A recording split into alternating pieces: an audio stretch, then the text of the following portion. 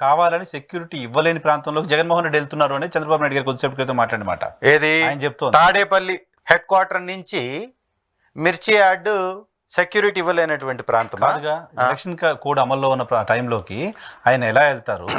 So illegal గా చేస్తున్న కార్యక్రమాలకు భద్రత ఎలా ఇస్తామేమంటున్నారు? అసలు ఎలక్షన్ కోడ్ గురించి మాట్లాడడానికి సిగ్గుండాలి వాళ్ళకి. ఎందుకంటే తునిలో నీకున్న నంబర్ ఎంత? ఎలక్షన్ అంటే దేన్ని అంటారు? ఒక వ్యక్తి వెళితేనే ప్రలోభ పడేటట్లయితే నీకు సింగిల్ సీటు లేకుండా నువ్వు ఎలా గెలుస్తున్నావు? పిడుగురాళ్లలో నీ సంఖ్య ఎంత? నీకున్నటువంటి కౌన్సిలర్లు ఎంతమంది? నువ్వు ఎలా గెలిచావు? నువ్వు మళ్ళీ ప్రజాస్వామ్యం గురించి మాట్లాడు. చంద్రబాబు నాయుడు గారు ఖచ్చితంగా సిగ్గుపడాలి ఈ విషయం మీద. డెఫినెట్ గా ఎమ్మెల్సీ ఎలక్షన్ కోడ్ సార్ ఇప్పుడు ఉంది సార్.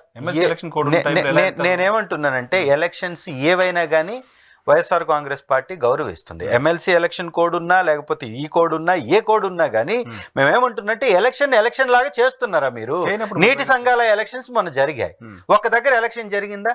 ఒక దగ్గర వైఎస్ఆర్ కాంగ్రెస్ పార్టీకి సంబంధించినటువంటి వ్యక్తికి ఎన్ఓసి ఇచ్చారా? గతంలో మీరు చేసింది కూడా కదా. గతంలో గ్రామ పంచాయతీ ఒకవేళ మేము ఇక్కడ చెయ్యాలనుకుంటే తాడిపత్రిలో వాళ్ళ ఎమ్మెల్యేనే బయటకు వచ్చి చెప్పాడు కదా. తాడిపత్రిలో వాళ్ళ మాజీ ఎమ్మెల్యేనే బయటకు వచ్చి చెప్పారు కదా. జగన్మోహన్ రెడ్డి గారు కావాలనుకుంటే నాకు ఈ మేయర్ సీట్ దక్కేదే కాదు, ఒక్కరే ఒక సభ్యుడిని ఎక్స్ట్రా నేను ఉన్నప్పుడు వారిని కానీ ఇద్దరిని కలుపుకున్నట్టయితే వారు కొట్టేసేవాళ్ళు. Hats off to Jaganmohan Reddy garu అన్నారు. మేము నిజంగా చేస్తుంటే తాడిపత్రి గెలిచేవాళ్ళ వాళ్ళు. తాడిపత్రిలో గెలిచిన తర్వాత కార్పొరేటర్లు తీసుకోవడం, కౌన్సిలర్లు తీసుకోవడం గురించి మాట్లాడట్లా.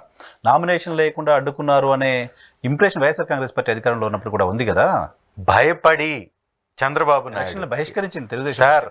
అదే సార్, భయపడి ఎలాగూ ఓడిపోతాం కాబట్టి సిగ్గు పోగొట్టుకోవడం ఎందుకని బహిష్కరించింది. బలం ఉండి కాదు కదా. ఏం బహిష్కరించేది ఉంటే ఓటమి భయంతో చేసినట్టు అంతే కదా. సో ఒకసారి వెనక్కి వస్తే నాకు ఎమ్మెల్సీ ఎలక్షన్ కోడ్ను వైలేట్ చేస్తూ పోయి నాకు భద్రత ఇవ్వలేదని గగ్గోలు ఎలా పెడతారు అని. సార్ వెళ్ళింది రాజకీయ ప్రచారం కోసం కాదు సార్. కాదండి. అలా ఎలా మాట్లాడతాం మనం? మన ఇష్టం కాదు కదా.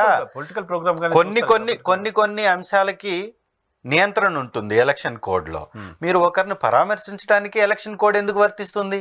అది రాజకీయ నేపథ్యంతో చేసినటువంటి కార్యక్రమం కాదే. మేమేం జెండాలు పట్టుకొని తిరగలేదే, మేమేం టీషర్ట్లు వేసుకొని తిరగలేదే, మేమేం టోపీలు పెట్టుకొని తిరగలేదే. రైతు అల్లాడుతున్నాడు. 24,000 అమ్ముకున్నటువంటి మిర్చి 10,000 రూపాయలకి 9,000 రూపాయలకు అమ్ముతున్నారు. ప్రభుత్వం పట్టించుకోవట్లేదు, మొద్దు నిద్రపోతుంది అంటే ప్రభుత్వం పట్టించుకోకుండా జగన్మోహన్ రెడ్డి గారు బయటకు వచ్చేసి మాట్లాడడానికి బయటకు వస్తే వెంటనే కేంద్ర మంత్రికి ఏదో ఫోన్ చేసినట్టు, లెటర్ రాసినట్టు, దాని మీద ఏదో చర్యలు తీసుకుంటున్నట్టు ఈ నాటకాలు ఎందుకు? గతంలో ఎప్పుడన్నా ఆ వ్యవస్థలు కొన్నాయా? మిర్చిని కొన్నాయా? కొనని వ్యవస్థలకు ఫోన్ చేసి ఆ మంత్రిత్వ శాఖ చెప్పి ఉపయోగం ఏముంది?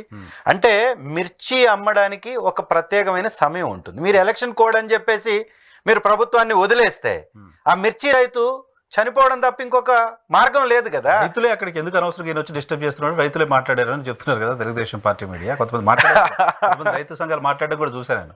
ఎందుకు ఈయన వచ్చి అనవసరంగా మమ్మల్ని డిస్టర్బ్ చేస్తారు? వీళ్ళెంత దుర్మార్గులు అంటే దేవికారెడ్డి అనేటటువంటి బిడ్డ, చిన్న పాప జగన్మోహన్ రెడ్డి గారిని చూసి తనకున్నటువంటి ప్రేమ కొద్దీ వారిని కలవడానికి తను పడ్డటువంటి తాపత్రయం, తను కలిసిన తర్వాత పొందినటువంటి ఆనందాన్ని కూడా ట్రోల్ చేస్తున్నటువంటి దుర్మార్గులు వీళ్ళు.